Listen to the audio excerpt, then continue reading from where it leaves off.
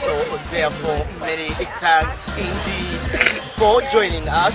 My name is none other than Karari John Wambudu. I'm welcoming you today for another interactive session. What did they approach in the event?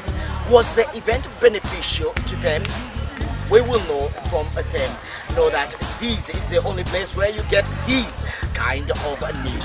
Now, you came to this event purposely, you left other things. Why did you choose to come to USIU for this event? My expectations were met. I learned a lot of things. I learned that connections matter a lot. I also learned that being connected to your mentor really matters a lot to what you want to do. If you're a fashion blogger, focus on how to differentiate yourself. If you're a food blogger, focus on how to consistently make your photos the best of the best. You have to know about AIDS, you have to talk about cancer, you have to talk about education. It's your business to figure out who's coming. What impact does it have on your target audience? How can you tap into it? Because it will trend and you want to be part of that. Wow. Let me tell you guys, the minute you think something is expensive and it's going to benefit you in one way or the other, then it becomes expensive. Yeah. So, have some faith. I think that's, and then a realistic faith. Eh?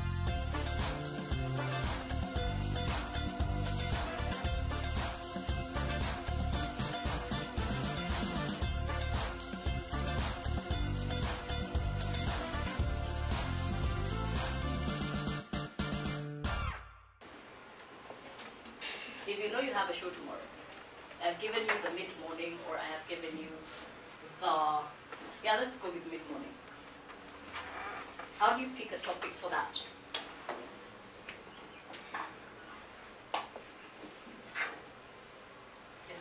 I guess number one, you have to understand your target audience. What's relevant to them? Yes. Something else? Identify whether it is a pastime or a trendy topic. Do you care that 800,000 people leave university every single year, and expect to join mainstream jobs, mainstream media? Is it something that you're passionate about? Do you want to tell them there's alternatives? Imagine every single year, 800,000, close to 1 million. And some of you will join them. I personally care about that. I care that every single year, about 1 million people leave school. 1 million people expect jobs. I've been working for the last 9 years. So 9 years plus 1 million. Ideally, there are a bunch of people who are trying to take my job for the past 9 years. So where are they? What are they doing? Do they care that I'm still here and I'm still continuing? Do they care that Minor is still doing what he's doing? Yet you're training to try and beat Minor. How many other people have tried to do that? What happens when I care and my audience Don't care. Well, then you have to. or vice versa? Or vice versa. Well, especially if your audience care about it, so then you have to. You're there for your audience. You're not there for yourself. Right? There are people who care about, say you care about, I care about having a healthy diet and eating gluten-free food. Because currently I'm at a place where I have to eat gluten-free food. So do I come on Monday and talk to you about gluten-free food? And I went to Healthy You, or I found a baker in town who does gluten-free food. How many people here eat gluten-free? They really don't care about it. Honestly, they would not care. You understand? So it's about them. It's what they care about. The best example I have is Citizen TV, 10/10. How many people have watched that? Yes. Oh no, I'm not going to victimize you. How many? Just show of hands. Ideally, does Citizen look like having a program that looks like 10/10? It doesn't. But they figured there's a chunk of people who care about everything that goes on at 10/10. So it's not their preference, but they have that program. So they're not programming for themselves. They're programming for you. I program Hot 96 for you, so that you enjoy it, so that you tune in. I don't program it for myself. Like, I'm not even my own perfect audience. So if you're programming or if you're choosing a topic, you choose a topic for them. It would be amazing. It happens, it really does, often, when they care about a topic and I care about the topic. So when you put us together, it's just fireworks. But normally, you will find you care about the topic and you try and push it, but it doesn't get reception. And the best way, some of the people who gauge how receptive your topic is, check Twitter. Every time 10 over 10 comes, half the time they trend before they start. There's a reason why minor is minor. This morning he was talking about some woman who took a second wife because the first wife couldn't cook. Do you have any idea how many people tune in? Hashtag Wakikuyu.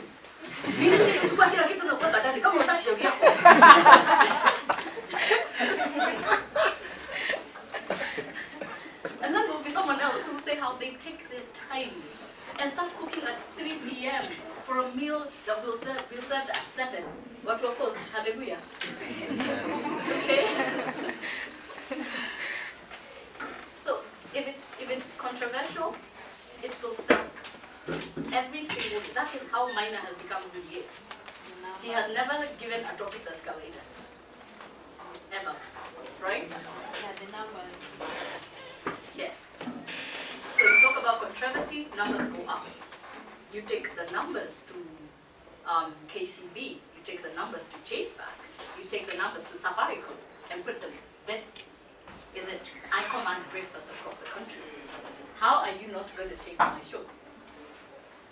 Immediately, it translates to revenue. You notice how everything ties up. You get a great topic. People check in. Your numbers go up. So does your sales. Okay? Does it matter? Does it matter? Chances are it ties up with a lot of trending. But sometimes there are topics that you pick based on the weight that they have. Okay? Who can give me a topic that is not trending but is important to you? And basically it has to be talked about. Not just for you, it's a cut across. It has to be talked about. Anyone? Really? Seriously? No one has a topic, like a really important topic that needs to be talked about at all. Right? There you go.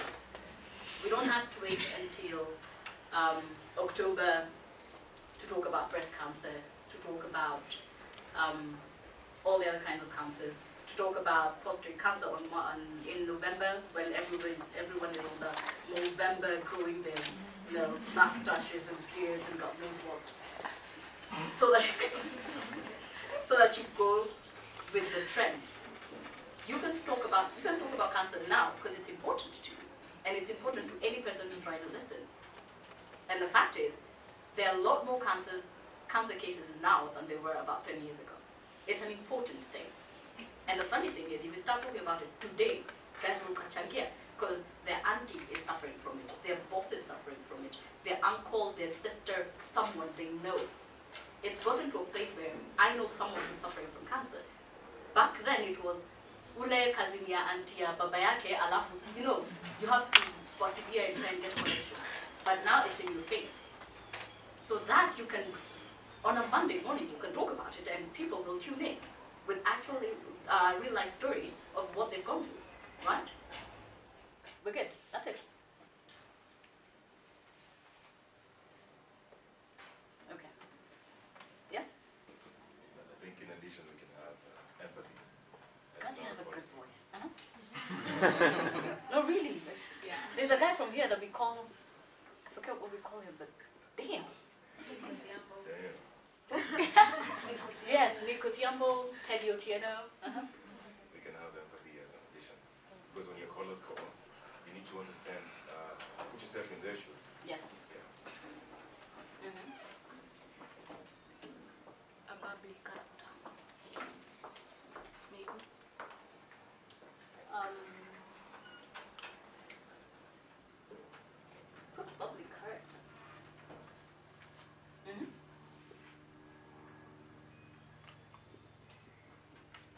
at the corner.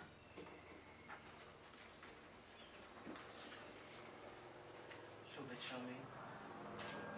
Charming.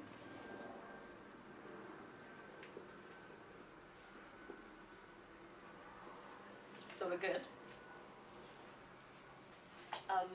By a show of hands, how many again want to be in radio? How many want to be in radio? How many of you have all this? You do realize you just listed every single thing that a person in radio should have. So how many of you have this?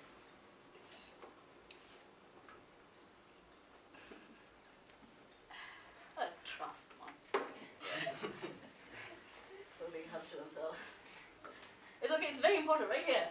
Believe in self. Very important. Right?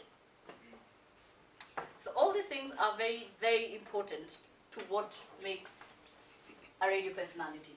And up there, okay, voice stroke talent.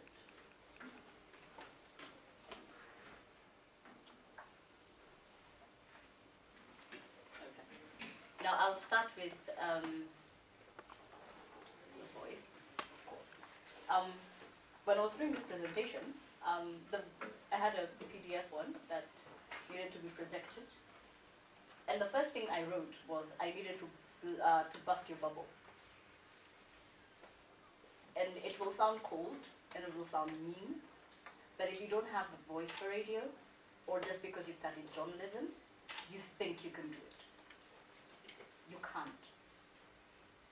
There are people who have, like you are so passionate through and through. Everything about you is radio. You believe radio, but you don't have the voice. But you're passionate about it, though. So when you come to me, I don't know what to do with you. Like, I can see your passion, but I might as well tell you the truth. Love, you're doing great. You have great passion. However, for the voice, not so much. And if you want to be on radio, there are certain voices that go on radio. And you might think that you're good enough, but there's this thing called voice test. And I could do one for you, and your voice just doesn't work. It will sound like Alvin, chipmunk. Don't laugh, I'm really being honest. I'll tell you why. When I was doing a voice test way back, one of my bosses told me, why do you always sound like a chipmunk? I was like, what do you mean I sound like a chipmunk? And no, you sound like a chipmunk. But when you go somewhere else, people tell you, how are you not on radio? But there are voices across that will just not work. So if you're a chipmunk, accept your chipmunkness and be proud of it. And in the process of you changing your voice, if it's possible, embrace something else. Okay? Because I mean, as we had written, the creative side. It could be a really creative person, like you come up with amazing concepts, but you might not be able to deliver them. Okay? So we're done with the voice. We're good with the voice. All good with the voice. The next one is knowledge. It is your business to know everything. If you want to join media, if you want to, generally, media, you have to know something about everything. You have to know about politics, you have to know about social media, you have to know about the social issues affecting. If you're on TV, every single region in this country, past the region, you have to know about East Africa, you have to know about Central Africa, you have to know everything. You have to know about the world. It is your business to find out what is making Donald Trump tick, what is making Hillary Clinton big. It's your business. So if you're planning to be in media, you have to be knowledgeable. You have to know about AIDS, you have to talk about cancer, you have to talk about education, you have to talk about talent, entrepreneurship, every single thing. Like the Tokyo Summit coming up, it's your business to know. It's your business to figure out who's coming. What impact does it have on your target audience? How can you tap into it? Because it will trend, and you want to be part of that. So you start looking for people to talk about it before it even starts. So if you know it's rocking on the 22nd of August or the 21st, you want to be there. You want to talk to your boss and tell them, so, I want to go to this Tokyo thing, because I think it's going to be big. You want to find someone that you can interview. You want to have little excerpts that you can use in your news. It's your business. Okay? Personality. Personality is like, I don't know how to explain this one. There's what makes Maina Kageni. There's what makes Coco Sobo. There's what makes Caroline Mutoko who she is. She has an opinion, and she stands by it. Maina Kageni is the guy for Akia Nani. Like when you're giving a story and there's that guy for your time, you just Aki, Alafu, and he'll never say anything. And you guys will contribute and you think he's the best storyteller in the world. But all he did was sit and excite you and make you he got something out of you. He got that story out of you. And finally you felt, hey, no, I said, he's just so nice. He sat, he listened, we talked about it. Okay, half the time we talked about it, but he just changied. Hey, Alafu Sena, Alafu akasema huwezi pika. So he got a second wife. What do you think about that? And it just you understand? You have to have an amazing personality. Shafi is doing breakfast now, right? With Adele. It is my business to know that. So, Shafi might not be all that, and he might not have a personality that you want him to have, but the one he has worked for him so far that even now he's still on radio, right? So personality, it depends. There are guys like, who else do you think is obnoxious on radio? But people still listen. But it's because of the numbers. You see, you don't, as Cynthia, I don't listen because of numbers. Okay, it's my business to listen. But when I listen to, say, Capital, I'm listening because I like them. If I'm listening to Homeboys Radio, I'm listening because I find something interesting about it. I think people will be interested when you use that language, yes, for those who will. And those who can't. Yes. And that's why I think, despite the nonsense that one will view, there is someone who views it as sense anyway. Yes. You get it? I personally find minus topics a whole lot of bollocks. But people tune in. Apparently that's what they like. And if it was an option, we'd probably say, I don't want to listen. And that, we thank God for options, yeah? Thank God for 96. Buenas ifyo. So, and you have to be a good listener. Bottom line. A caller will call, as he said, and you want to sympathize and empathize with them. Right? So you listen to their story. Listen to what they've been through. Contribute a little, but listen. Ironically, half of the people on radio get their topics from listening. Some days, there are people who just get into a jazz to hear what's going on. Because when you've been in radio for a while, you get used to thinking that certain things work in a certain way, or certain problems stop affecting you. You were walking, now you bought a car. And so it's, well, I was driving, but then your target audience isn't driving. So you have to every so often go back to where they are. Listen to them. Listen to the makanga, like Rapture and Shakes on the drop zone. They listen to every single person that they meet across the street. They're walking, kuna mtu anachoma mahindi hapo, ako na topic flani. Something has happened to them and it's really hurt him. So she'll stand and she'll listen. She may not go around saying, hi, I'm Chicks Kapienga and I work for, but you listen. And that's where you get even some of your most interesting topics and content. Work hard and work smart. Oh yes, you have to work hard and work smart. That I will tell you for a fact. A presenter is supposed to be on air 4 hours before your show. And you say you're 4 hours before your show because you're prepping. Because no one wants to listen to crap on air. Right? Capital does that. You're 4 hours before your show. You sit down and you know exactly what you're talking about.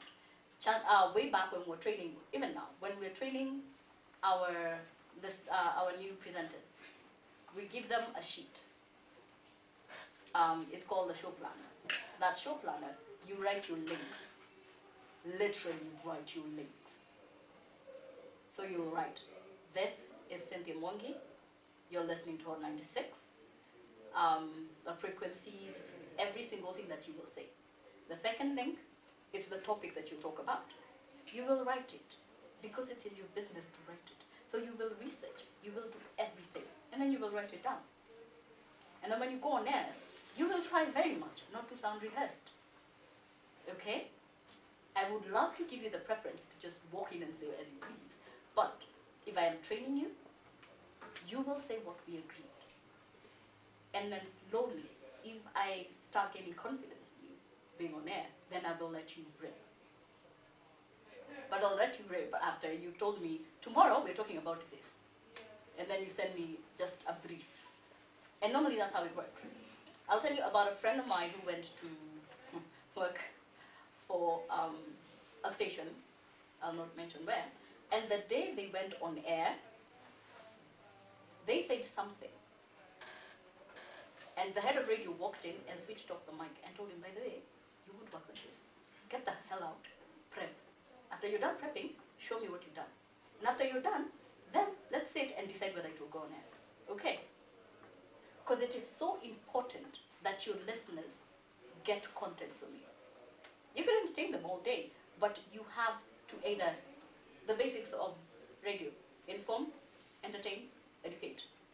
You have to. So if you're not entertaining me and you're saying crap, zima hiyo kitu enda nyumbani. Tunafanya nini hapa? You understand? Yeah. Yeah. Now you remember when I said the dynamics of radio, and when I said it's not as easy as just switching on and talking. Yeah, you don't switch on and start talking. All these things contribute to you delivering an amazing show. And you as a person, there is so much work that will go into you, into making you a radio star. Okay? Memory. This is a very funny thing. As you get older, your memory runs away from you. So you have these things, phones, reminders, notes. You have to keep writing down something that you want to talk about. You have to have really good memory, though. That is, it goes without saying. It really does go without, it goes without saying. Open to criticism, very important. There are people who you will try and correct, because no one is perfect. And when the beginning I said, people make a lot of mistakes. So you have to be open to learning. You have to be ready for someone to tell you, you did a crappy show. We need to go over it and find out what went wrong. Okay? You have to be ready to be told, that which you did was wrong. You should not have said it this way. Why did you say it that way? And sometimes there are very sensitive things that you could say that get people fired up. You see? But you have to be able to draw humor out of a lot of things. Okay? And at the same time, you need to fake it. And I don't mean the fake it till you make it money, no. Okay? I mean, you quarreled with your husband, you quarreled with your wife, you just had a showdown with your boss just before you walked on air. But your president, your audience, it doesn't care. But because your boss told you what? It's none of my business. Go on radio, entertain me. Okay? So the minute you walk into that studio, everything else ceases to exist. The fight you had, you didn't have breakfast, you walked to work, that is none of my business. As a listener, it's your job to entertain me. And these are normal things. You will never, for the life of you, tell them, isi kumungejua venye nimeboeka. Akia nani. Then you start ranting about it, like, well, you do realize you're ranting about things that I don't care about. I don't care. You quarreled with your wife, so? The mbot sijui messed up your clothes, so? The laundry didn't, so? Who cares?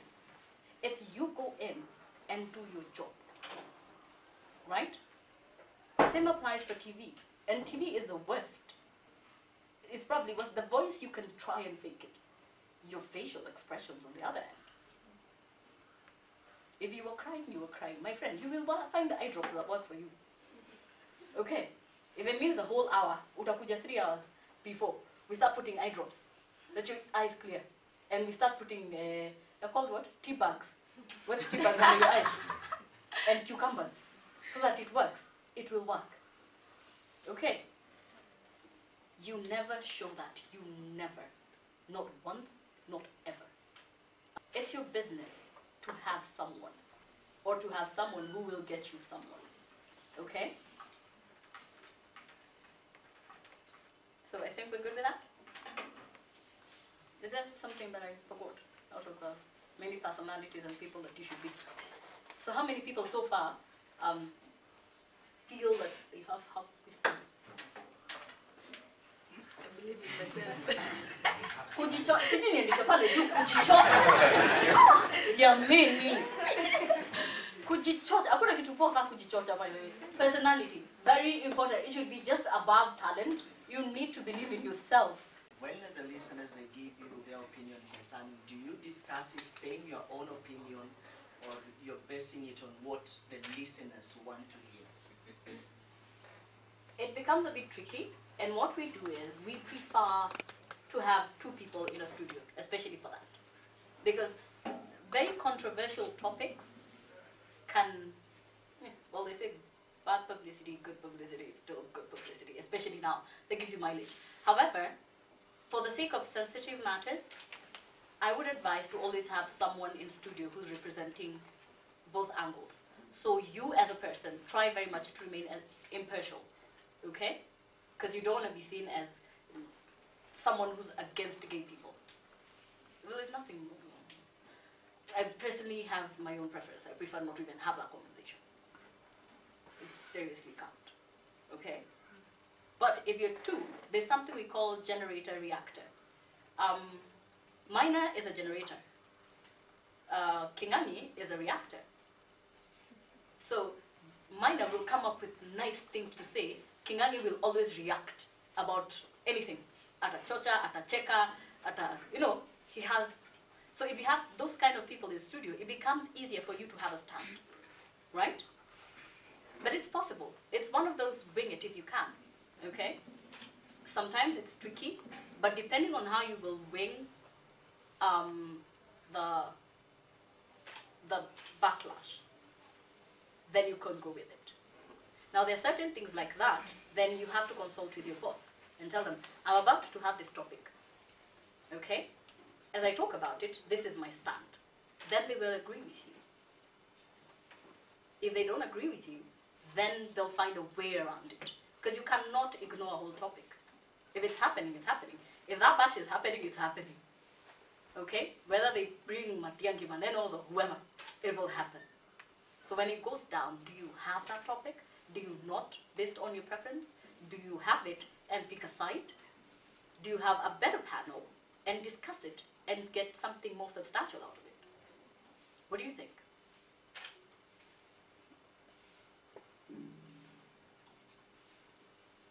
My stand, I think you can stick to your opinion. Yes. But sometimes you can stick to your opinion and lose the listeners, or maybe lose your job. It will depend. At a time, sometimes it becomes tricky. Yes. But I believe at all times you should stick to your opinion on what you regard on the issue. And also another question, you said concerning maybe you had a very rough day, and then I must be on air, you are late to job, but you must be on air. Yes. Maybe you're doing a story, and then that story breaks you down. You go to tears. How is it? Is it wrong? How do you in that situation tackle it? You break down totally because of the story. It's a very 50, no, not 50-50, because whether we like it or we don't, emotions are there.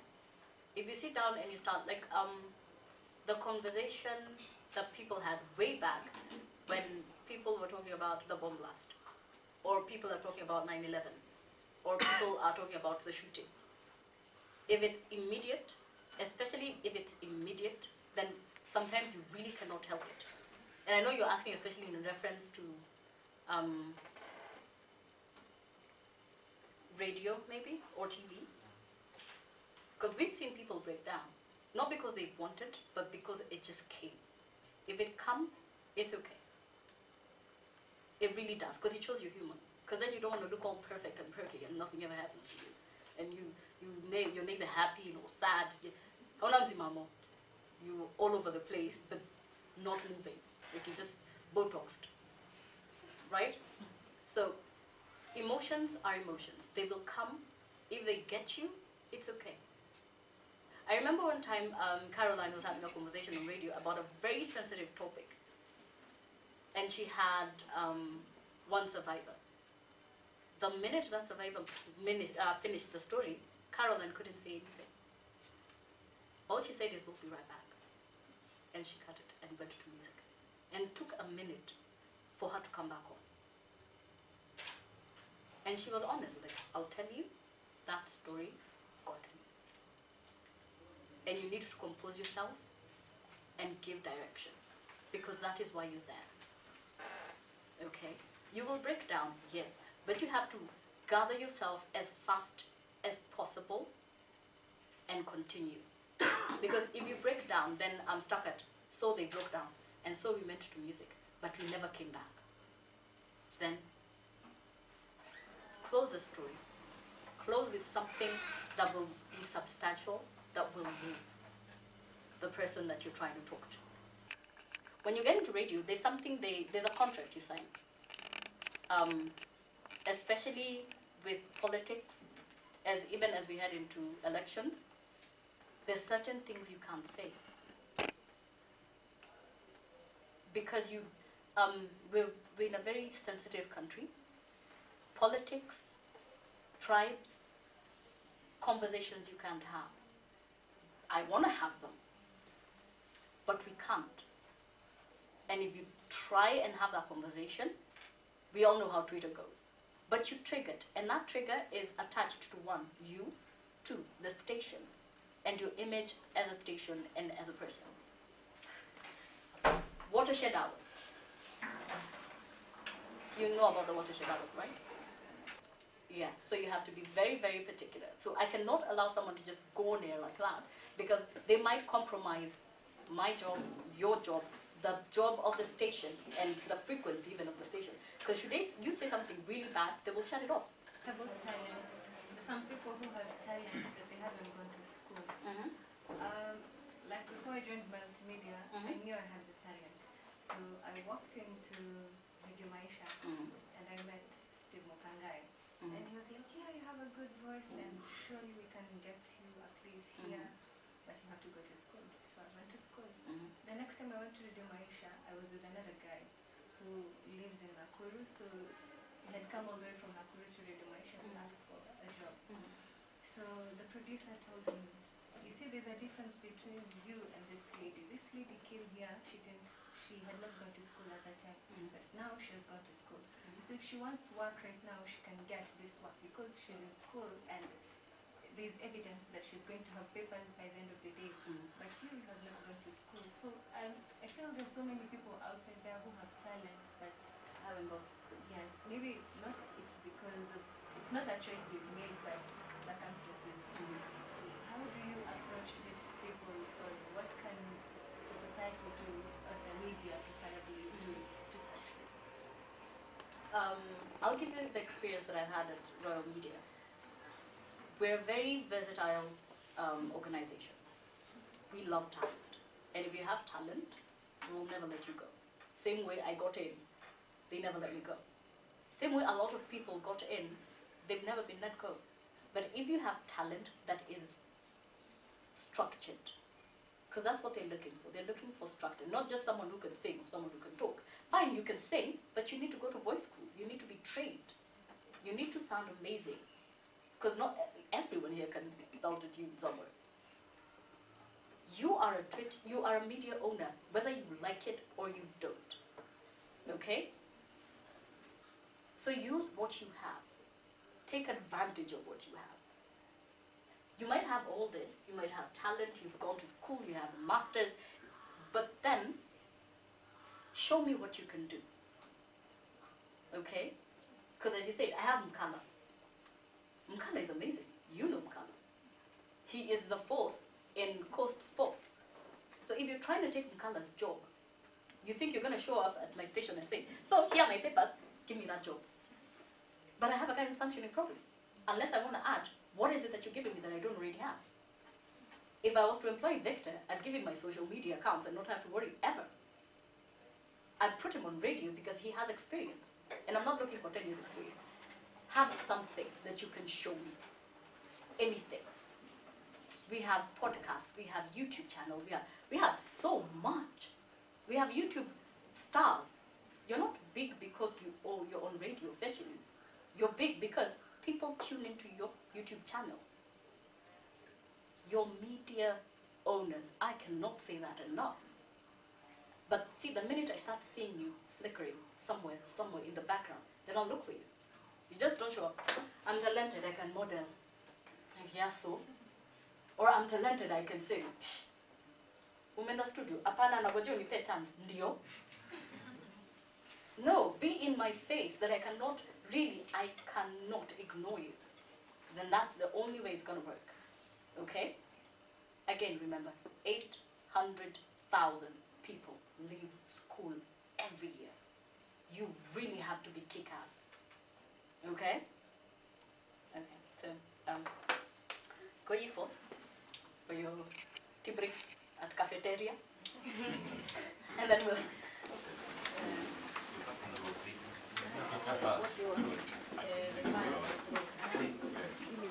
What are they saying?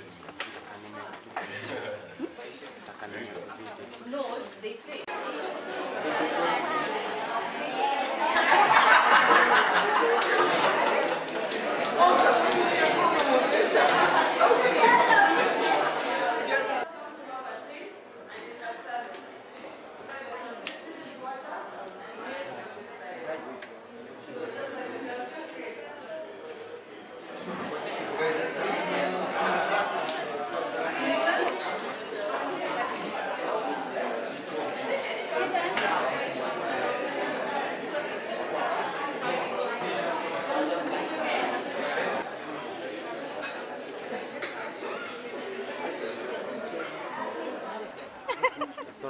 Swahili. I thought it's the conversation. I hate Swahili.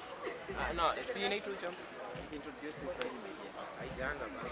Can you stop kidogo? Action, cut. Popote pale ulipo natumai kwa salama. Leo basi tuko gumzo mtaani. Tutapata kuzungumza na vijana watueleze, je, mapenzi ni muhimu? Mapenzi ni muhimu baina ya vijana.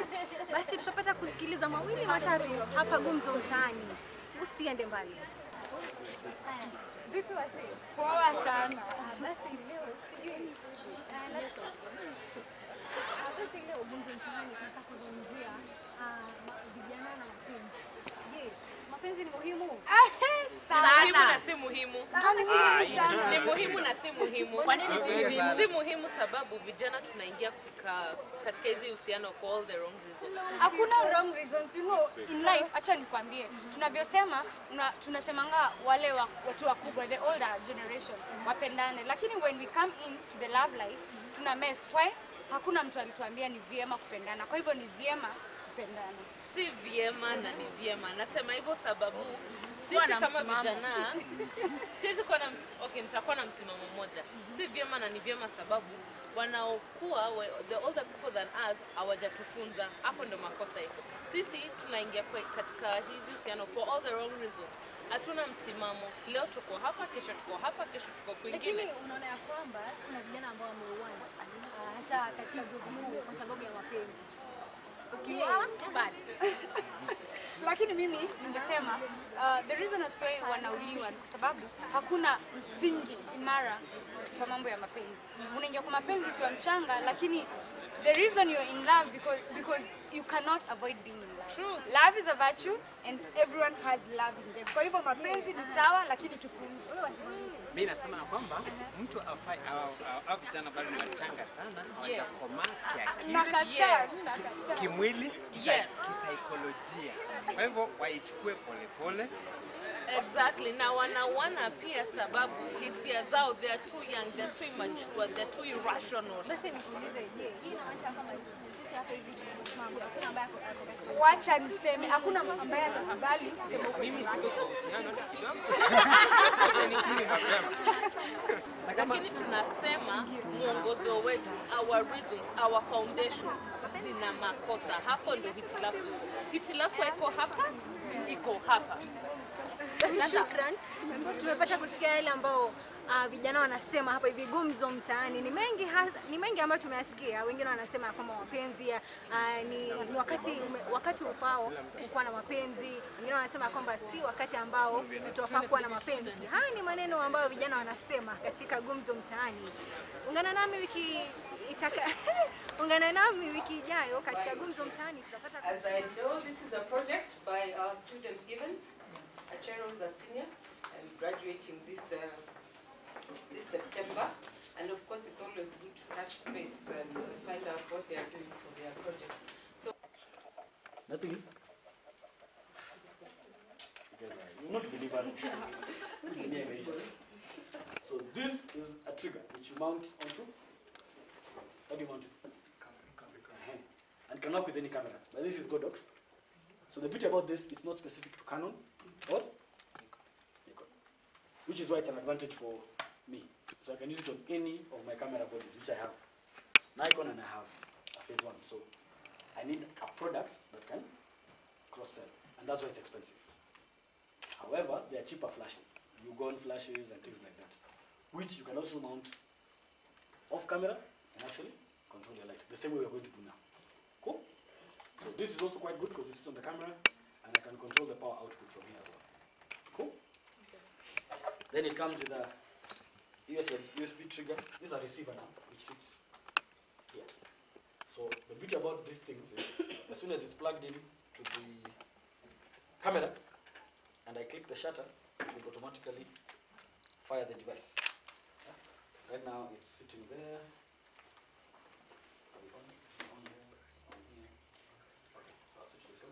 And I can do this. Yeah? I can trigger it from there. And he can trigger it from his flash. They read the same signal. So just fire your flash. See? There is a full frame professional Nikon camera. Right? The body is about 400,000. The lens that is there is like a 50 mm, this one is about 50 G. At all. You see these things that these guys are using? Yeah. Those are called pop-up flashing. These pro cameras don't come with that at all. There's no way you can remove it. The only thing you can remove is the hot shoe, which is what you mount either your flashlight or your trigger. Number 2, all settings, ISO, aperture, at the back. Because I already understand what each of them does, I can keep fiddling with them from here. So I have full control of my camera with a pro body, as opposed to an amateur body, right? Then, this is also built in a way that most lenses normally come automatic. Eh? So you also have to check what your type of lens is.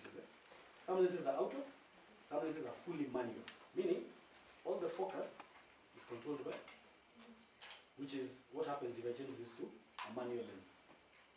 Very old lenses normally were manual. A pro body is able, using these settings here, to convert any lens in the world to an automatic lens. Yeah? So I can mount a very old lens onto this body, and as long as my settings here are correct in terms of focus, this is continuous and unique, I can convert it into a auto. So meaning it will autofocus for me, as opposed to me fiddling with it. This is a 24 to 70. 24 on a full frame is extremely wide. Yeah? So I can shoot the entire library when I'm standing in front of it with this lens and this camera. I don't have to be standing in thicker to shoot the library. Yeah? And then it moves, but very kidogo. Now, if I put this on my body, or even the smaller bodies, and I set the f-stop, this one can drop up to 2.8, an aperture of 2.8, meaning it's very wide. At whatever focal length, whether I'm at 24 or I'm at 70, this lens will not change that focal length. The aperture, sorry. The 2.8 will remain constant until I change it. As opposed to the other lenses I was telling you, the minute I move the zoom, it changes the aperture, which then leaves me without control. For example, if I'm sitting in this way. So that's the advantage of these lenses. They are built with steel, they are chuma, they are heavier. So when I mount this on the D3, which is already metal, the camera alone will be carrying about 4 kilos. If I put the 7200 of this one on my D3, then at any one point I'm carrying about 6 to 7 kilos in your hand. So you also have to be well built like me. Wow. Let me tell you guys, the minute you think something is expensive and it's going to benefit you in one way or the other, then it becomes expensive. Yeah? So have some faith. I think that's, and then a realistic faith, not that faith of you don't eat, you fast, realistic.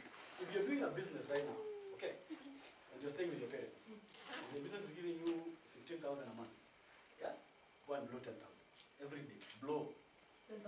Save 5 for a purpose. Never deny yourself. Even God does not take everything, does he? Right? A guy told me, give God 10, save 10, eat 80. That's what a wise investor told me. Look at it realistically. You need rent, you need food, you need to live, right? 10% you save. 10% in 1 year is how much? 120%. Where else will you ever save 120% in your life? And you've not covered. Don't be a miser. You're a miser, you're a miser. Yeah? Now, new things. This is a 50 mm. This lens does 1.4 on the aperture. So it can open really wide. You can see inside. You can see at least some things happening in the inside, right? Yeah. This is a wide lens. Now can you see anything inside the lens? Yeah? Never say it's too bright. It looks like an aperture. Remember, your exposure can either be normal, overexposed, or underexposed. That is the only thing you can do. Don't say that it's right. See that? Aye. So let's try now. So I reduce my ISO, yeah? Let's start with the ISO first. I'll leave the aperture as this. I'll drop my ISO to about 20, then put the light in the focus. Now, are you getting a bit closer to reality? A little bit, right? But remember, my light is giving me shadows. It's giving me shadows. Which do I want or don't I want? Right? Number 2, am I then getting the light cool? Now, maybe that thing at the back is what I'm not comfortable with as a photographer for me. The light bouncing off the. So I need to be smart. So point the light. So definitely that light is pointing somewhere here as well, right? Which is what we see here. Right? Somewhere here. So 2 things I have to try and do first is bring this guy here. Because I'm not shooting that way. So I can move the light to a bit more away from where initially is. Because we need still have a point in the same point, and then see where I'm. Now, I've removed the background reflection. So one, I have fixed one problem in camera, which is the reflection of back. So Photoshop, I don't have to go and sit now and worry about that. Now I can start playing around with this problem. Is it too exposed? All those things now we can do them on set. So also, when you're shooting, check what is the challenge, what is the problem, what do you have to fix, and you fix it here. Don't fix it in Photoshop. Don't be cheated.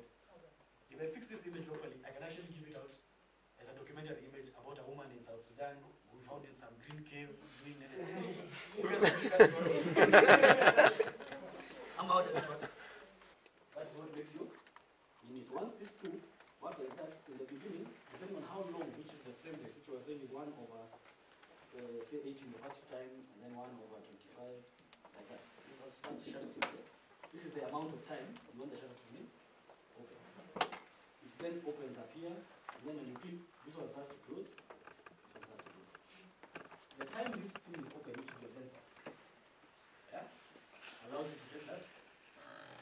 Until your sensor is exposed, it will not get the image.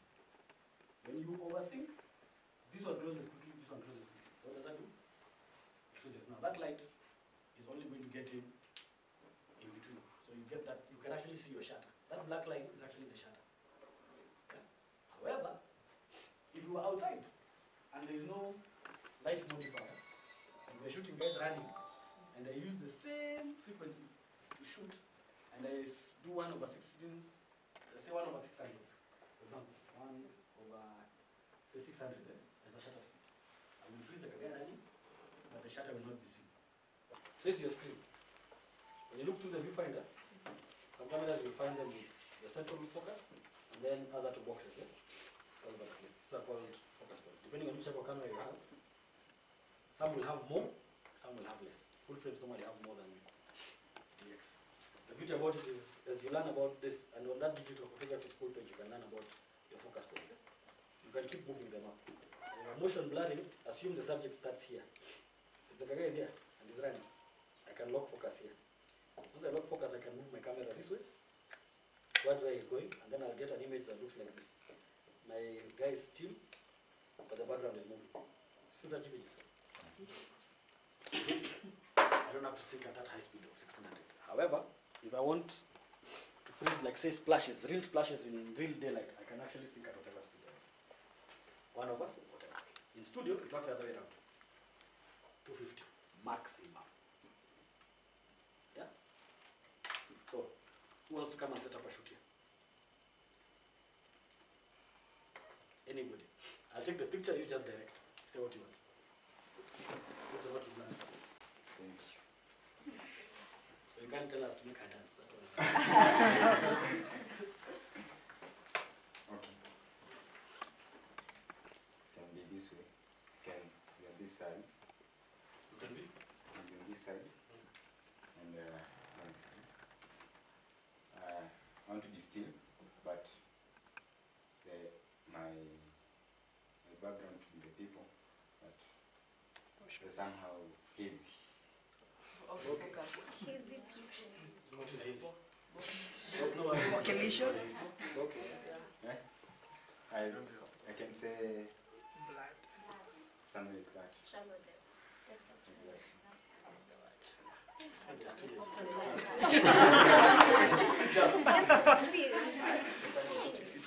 Do you want me to use the light or not use the light? I don't use the light. Go back. No, you have to turn it. You want your students to be...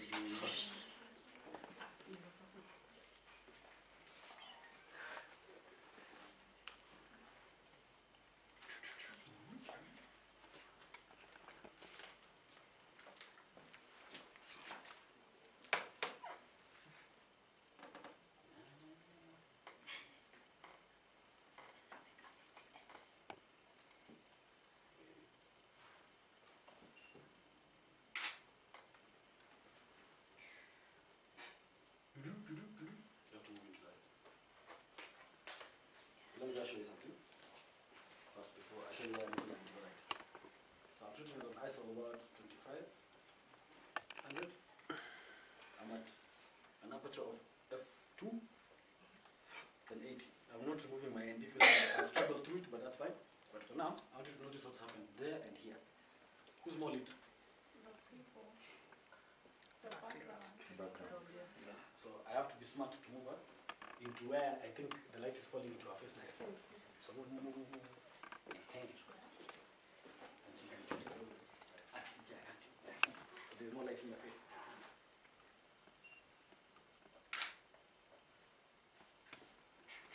Okay, so it's a bit better. Right? More visible. So there are certain things I'll change and make sure they go. Now, I would not like to go above 2500. You're going to learn today. Just the you drink the Bible by killing. It's so hard. Yeah.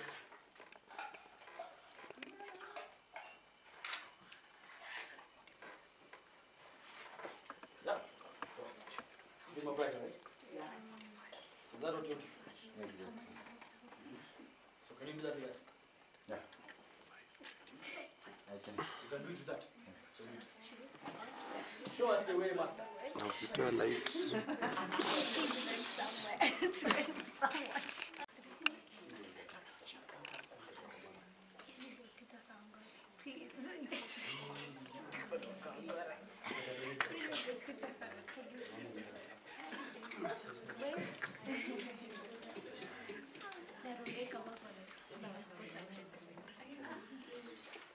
nothing flash.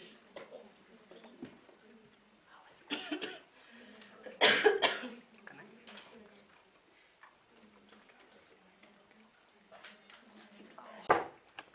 The minute I show a camera like this and I chap a flash, pop, what does everybody do? They all turn. You know? Then everybody becomes conscious. You don't want those for moments.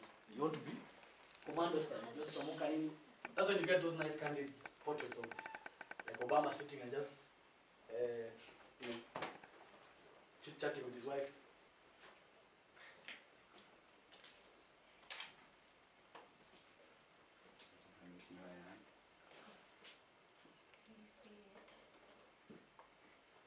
It's not bad.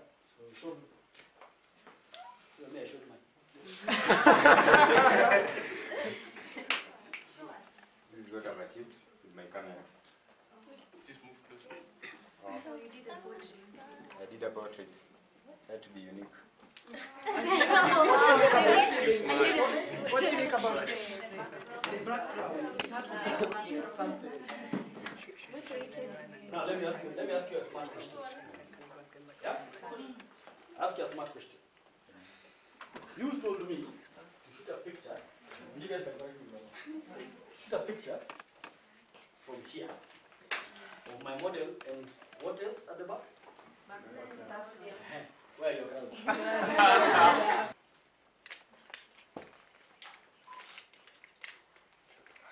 They're sitting. Manuel. Come to Manuel.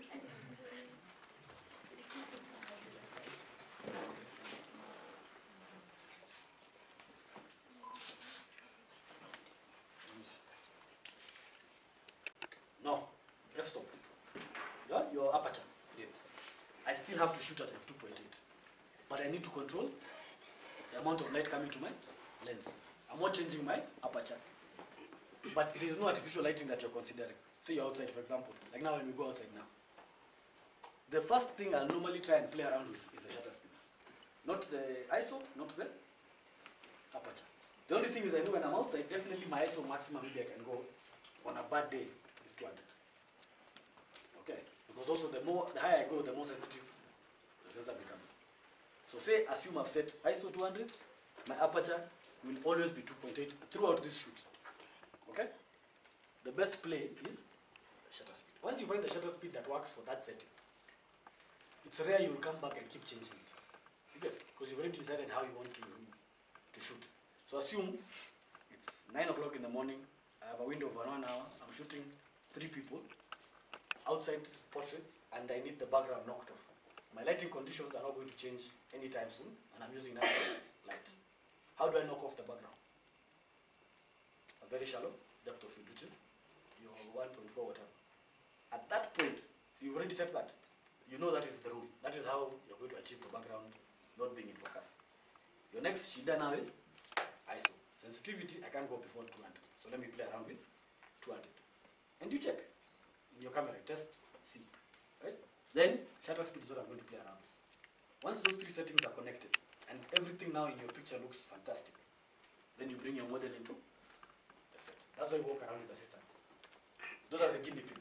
Come up. Once that is done, then I can bring the client to the set. There's nothing as bad as when you're on set and then you're fiddling with settings. First, it makes you look like an amateur. 2, it makes you look like you know what you're doing. 3, you get the model tired. Okay, let's test. No models are very start smiling.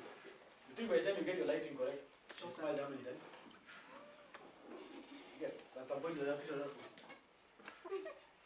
so that's a big word for zoom lens. Yes. Telephoto is a big word for zoom lens.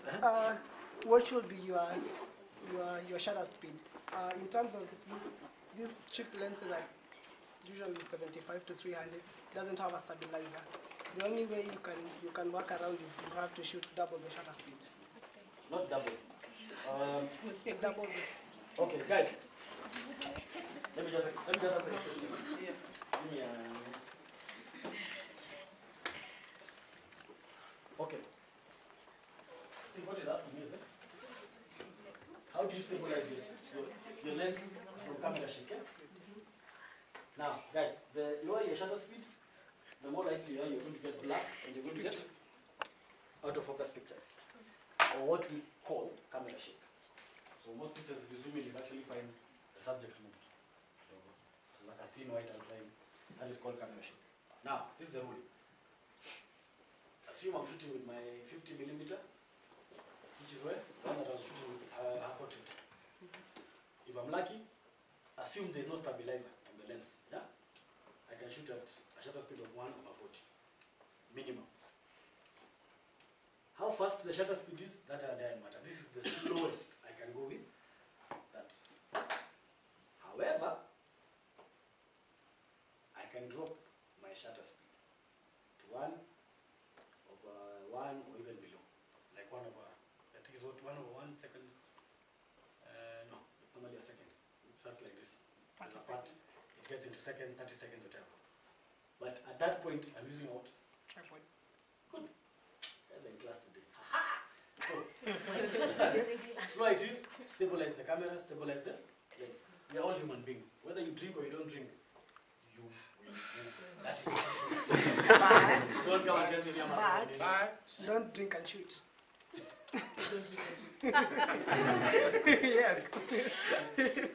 So, you have so you have a choice to 200, 300, whatever. Okay? Now, all you always have to remember is this. At 70mm, I can shoot at 1/60 minimum, yeah?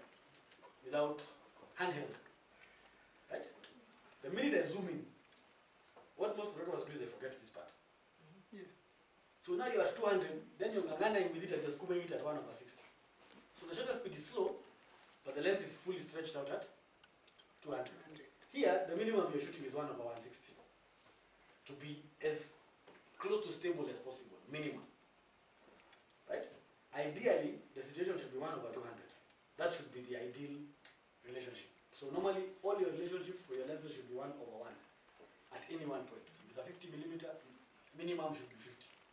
But there are rules you can break. Right?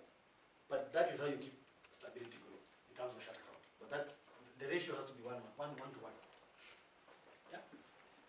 Answered, but what I tell people, like when you're starting, don't shoot one below 1/60 if you don't know how to.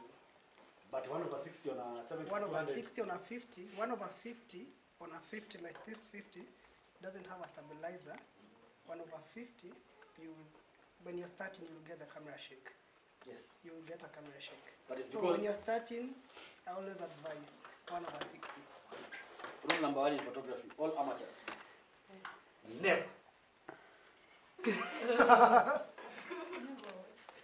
This is the rule.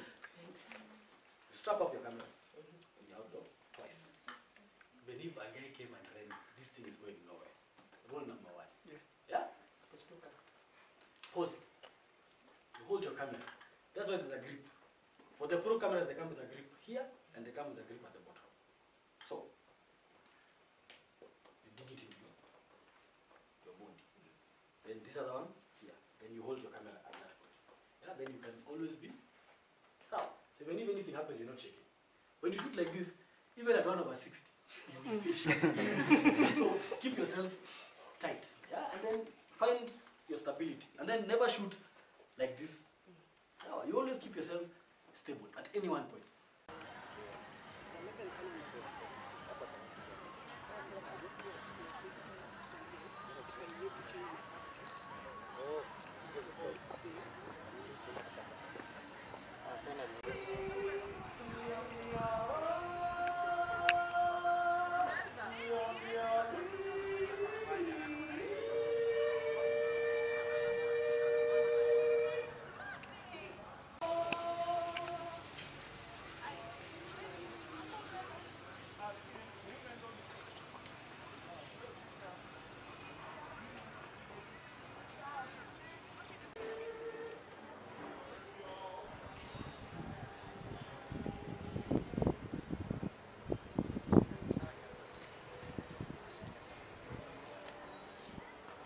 some of you are still battling between whether it's the real thing you want to do or it's just part of something else. However, people get to develop this thing from and then as you put it, which is self-love. Nothing else is yourself. These things that you're holding are normally the best. So don't focus on others. Now, even yourself, change how you take yourself. Then have to always be like, you understand? There's so many ways of taking a picture that makes you different from everybody else. And keep researching. Go to Instagram, follow pages that do photography. Number 2, when you buy bundles, go to Facebook and Twitter. YouTube is your friend. YouTube as a Maricom is very cheap. UH. Yeah? It's called UH, University of YouTube. There's nothing, and I'll tell you guys for free that you can't learn on YouTube. I have not gone to class to learn photography. I have not. All these things are bought because of research, because of understanding, of knowing what to do. Right? I'm here because of myself, not because of anything else. And that's why school is good. Kuna siku mahali kitaumana uende kwa ofisi waambie nipatieni kazi nikifikiria maisha. That is fine. But self-driven. None of you guys here will ever be me.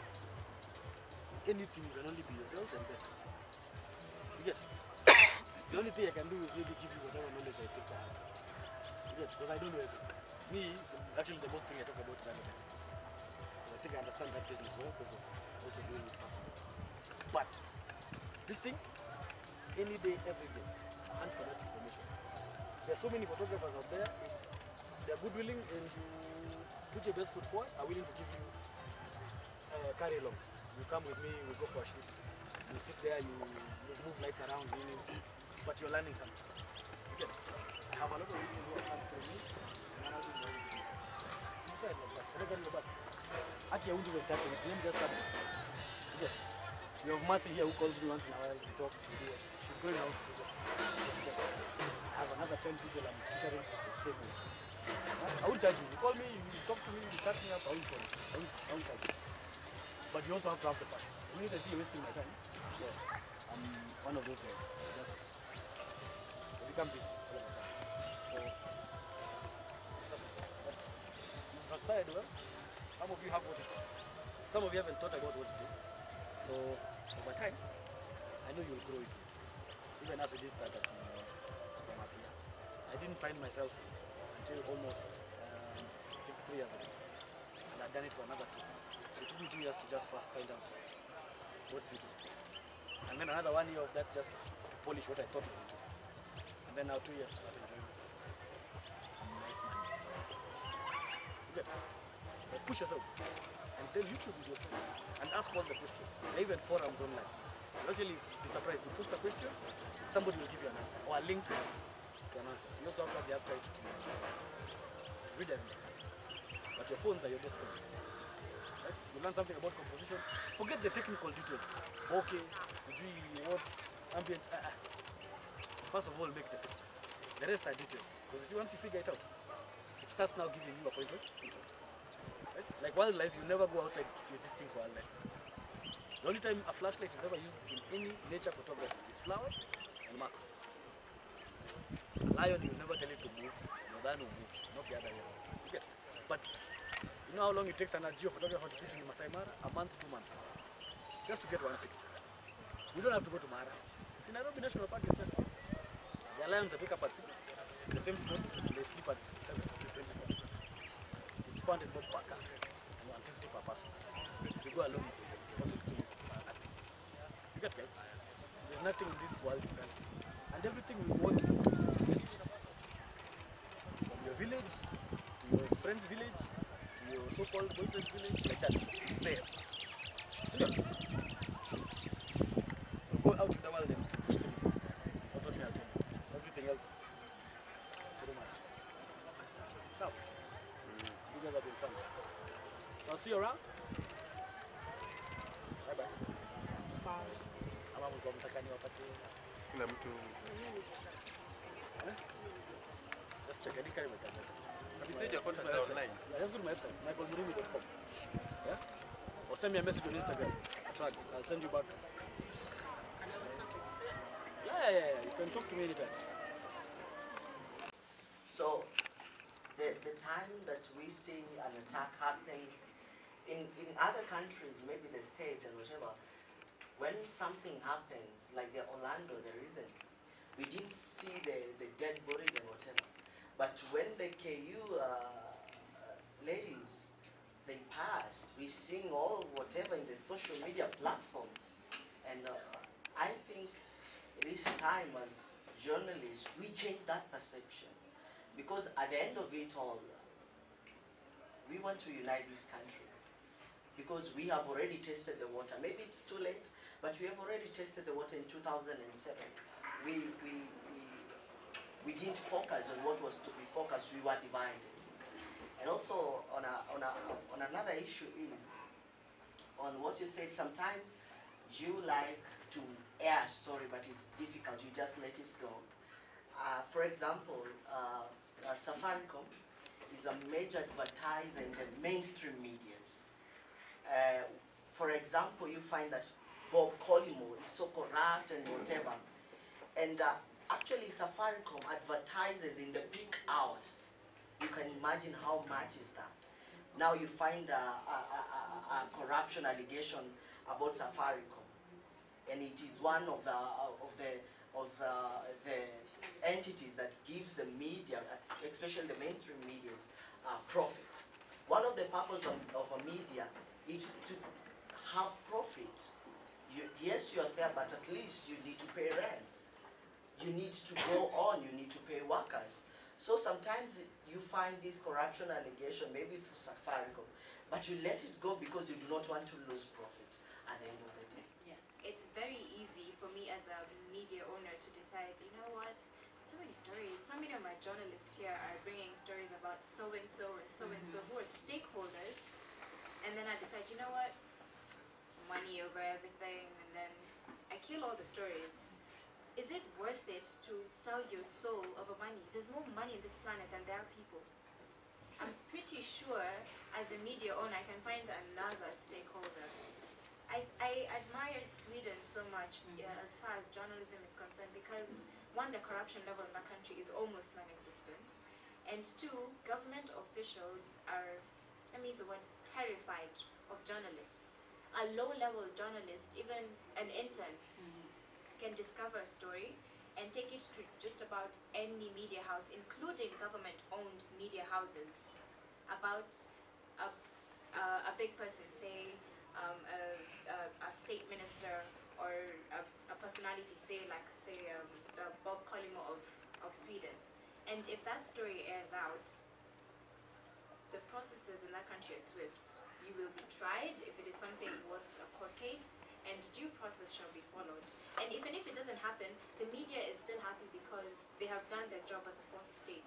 They have told the people what the government does is up to them. So I think most African countries are yet to learn. We're yet to get there? Yeah. The reason why the likes of Robert and I are creating Ripple is because they're questioning what media houses stand for.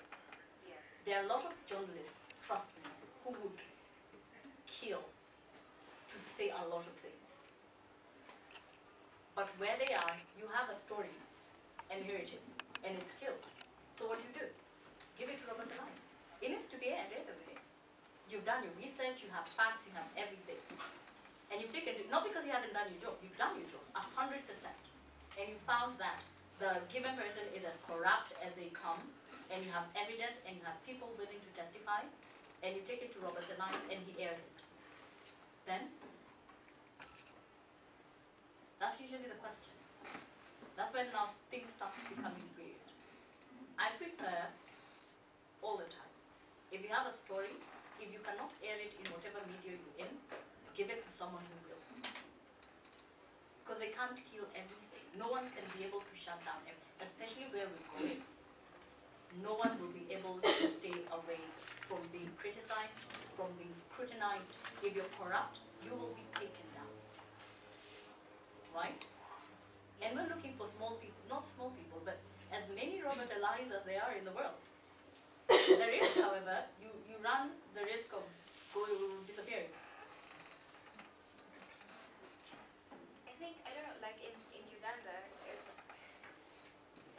less liberal than here. If and Chiba can help me because from Uganda as well. It's not easy to find Robert alive there. You will just disappear because it's a different kind of democracy over there. It's democracy, but it's not really democracy. So I find perhaps in such a situation where you have a story that's going to be killed, maybe it's allowed to a certain extent to allow the money over everything. But sometimes maybe, do you think it's wise to just move to another, say, international media house, where if I want to really make a difference in my country, I don't like how things are run in Uganda, perhaps say certain branch of business or government or media, and I can do it from another media house. Now I'll shift it back to you. Would you move if you got an opportunity to go to, say, Reuters or BBC? I would. Definitely. Because the thing is, if your mission is like Wangari Maathai, come rain, come sunshine, you will go fight for those trees and hug them and probably chain yourself to it, then you will do it. If it's something, if you're trying to make an impact, you will never be sugar-coated, and you run the risk. You volunteer your life for it. The day you disappear, people will know why you disappeared, right? Because over time, you gain traction. You become that person who shares information, true information about corruption, about mismanagement of funds, about everything. So if you take that stand and say, this is the way I'm going, it's the only way you go. If you're passionate about it, then you will not, there's no point of letting a media house kill your story. Tell your editor it's been real, I love working here, but this story has to air. Give it to someone who will. Start your own media, air it. If you're given a chance to go outside the country into another organization, give them the story and explain where you're coming from and why you're doing what you're doing. It always works. There's so many people there's so many people who would do that, and there's so many people who do it. Even now. But they do it chinyamaji and give it to other people so that people have a byline. And they sacrifice their own bylines for, it's okay, run the story, whatever byline you want, but let the story be known. Let people know this is happening. Why is it people tend to believe the mainstream media than the social media? Is it because the mainstream are regulated? The reason why, say, 40 and below, 40 and above would trust mainstream media is because they believe there is no way you will post an article on newspaper or put something on TV if you've not researched and you don't have your backing. You go with it because you fully believe in it, whether or not it's a lie. So someone in the village will 100% believe Citizen because Citizen said it. That's it. But the larger majority, which is 25, around 35 and below in Kenya, now know better. There's social media. We're questioning a lot of things. Robert Alai will say one thing, Ndela will say another, Victor will say something else, and if they're saying the same thing, then you start asking, why? But this guy told me that. Then you as a person, because you're curious, you start digging. And when I say that's where we're going, I mean because anyone below 35 is the person who will be owning media and is the person who we're targeting right now. Guys past 35 onwards, Temyo Ishaisha. They were the newspaper guys, they were the... Who buys the newspaper here? Exactly. We're over it. So, mainstream may not necessarily be as mainstream as you think. And the people who believe in mainstream, chances are not people within this age bracket or age group. These scandalous blogs, they're the most popular. But for you starting a blog, just focus on your brand. The rest is just noise. Let Gafla write about the latest socialites, the latest news circulation on Twitter. Let them write what they want to write about. Focus on your brand. If you're a fashion blogger, focus on how to differentiate yourself. If you're a food blogger, focus on how to consistently make your photos the best of the best. Grow your brand such that if someone searches Kenyan food bloggers, you're on the top page. The rest is just noise. Don't even focus on that. As for platforms I use, platforms I like, number one for me is Instagram. Period. No competition. Instagram for me, it's very visual. What you see is what you get. And if someone just sees a good photo, that's why I emphasize on good photography, regardless of field. If you see a good photo, your appetite is already wet. You want to see, okay, how did she cook that? Why is she using this and not this? Photos are everything for me as a food blogger. Then, my second best platform is Twitter. I know I've said a lot today, I don't like Twitter. I don't like Twitter because there are a lot of keyboard heroes, so to speak, people who just want to spew out hate or empty criticism. I'm all for criticism, but if it's hateful or empty, please don't. Twitter is too open to that. But another advantage of Twitter is also its openness. It connects you to people so much faster, so much wider compared to other platforms. Then Facebook, because Facebook is there. Snapchat, I'm still warming up to it. I feel like it's almost taboo to say that in this generation that I don't really like Snapchat. I'm still warming up to it. I think I'm a snap watcher, or a weekend snapper, or stalker, professional. But yeah, I think it will grow on me as time goes by. Yeah. I won't repeat so much of the fashion story. I just feel those people and us combined with all love gossip. Because there's a time Mpasho asked me to go for an interview, and then I told them they're not allowed to ask me those kind of questions. So they asked me, and at the end of the interview, they were like, so between Huda and Vera, who would you pick? And I was like, just pick one. And then I said, okay, fine. To me, I feel like Huda is a lesser evil. The next week, Mr. Ru chooses between Huda and Vera. I'm like, what? That was not the whole interview. We talked about different things. Why would you pick the last and actually cut the video to become so short, and then you go straight into the Huda and Vera part, and then that's it. So I realized those people just love gossip. So if you're searching specified, like top 10 Kenyan food bloggers or fashion bloggers, I'm sure you'll get. And then about saying you're a fashion blogger, and then you're like, oh, you just, what can you say? Good quality. Personally, what I did, I've actually stopped telling people I'm a fashion blogger, because then nowadays, yeah, there are funny blogs out there, which, it's easy for people to just group you, think we all are the same. So then you can tell someone, you can check out my blog at this and this, or follow me on Instagram, and then once they see your work, they're like, oh wow, you're such a good blogger. You see, so let your work do the talk. Because if you tell them they'll just put you down, you start feeling bad, and it's not worth it. And then my favorite site, Snapchat. Oh my god. I think this is why I'm single. Snapchat if you follow me right now, you will see a snap of me walking out this building and saying how I see this building on flyers for your site. I Snapchat it. I love Snapchat. Then I feel bad sometimes because when I put up, on Snapchat, another thing I like about Snapchat is you're able to be yourself. You see Instagram, you need to polish. It needs to be clean. Like if it's about fashion, you need to be consistent. That I can just open your blog and your Instagram account and see you deal with fashion. So you become limited to what you post. You can't just post funny things. But on Snapchat, you wake up, however you look, you just put up on Snapchat. And then I feel bad when guys screenshot. People need to stop screenshotting Snapchat.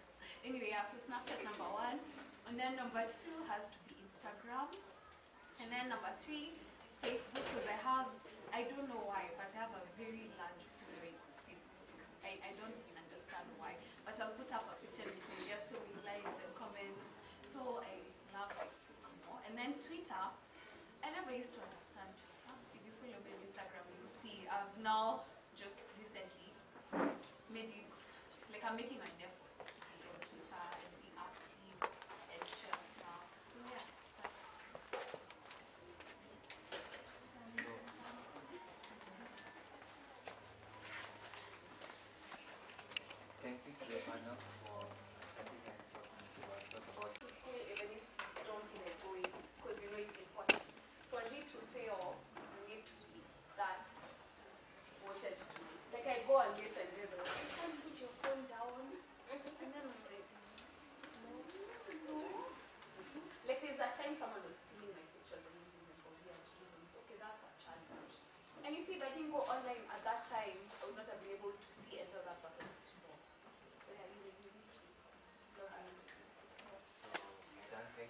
So if you're from different universities, find your representative. It's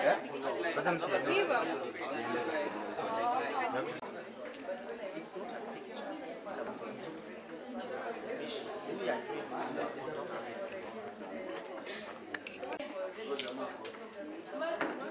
So many thanks indeed for joining us.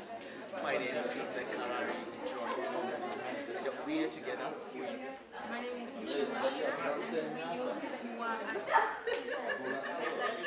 University and we were at a forum that enabled us as students to learn much more on radio production. Tusonge karibu, tusonge karibu, tusonge karibu.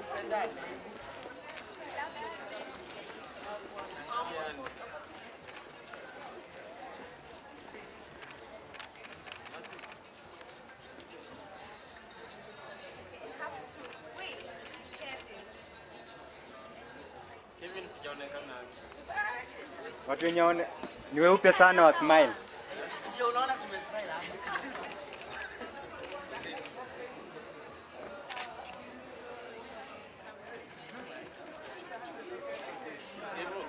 Naonekana. Ndio maana na change perspective.